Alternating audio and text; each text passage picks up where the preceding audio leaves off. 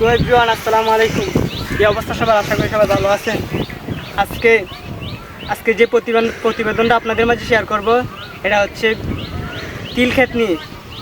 এখানে দেখেন যে তিল ক্ষেতগুলো করছে, কিছুদিন পরে এইগুলো ফসল আসবে। এই দেখেন গাইস, এই তিল মানে আমরা আমাদের এলাকায় প্রায় অনেকেই এইগুলো করতেছি। এইগুলো আমরা আবার শহরের মানুষ নিয়ে খাইতেছি। এখানে শত শত বিঘা তিল ক্ষেত করে সবাই তিলের উপর নির্ভর করতেছে তাদের জীবিকা। আমরা কৃষিকাজকে অসম পাই, কারণ কৃষিকাজ ছাড়া আমাদের জীবন চলে না। কারণ কৃষিকাজ হচ্ছে আমাদের মূল নীতি, যে নীতির থেকে আমরা কিছু উৎস ইনকাম এবং আমরা আয়ের উৎস দেখি। আমরা কৃষিকাজকে লজ্জা পাই, কারণ এই কৃষিকাজ করে আমাদের জীবিকা নির্বাহ হচ্ছে।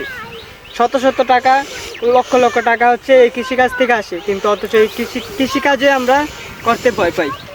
কিন্তু কৃষিকাজ যারা করে তারা অনেক মজা পায়, কারণ এই কৃষিকাজ করে তাদের আনন্দ।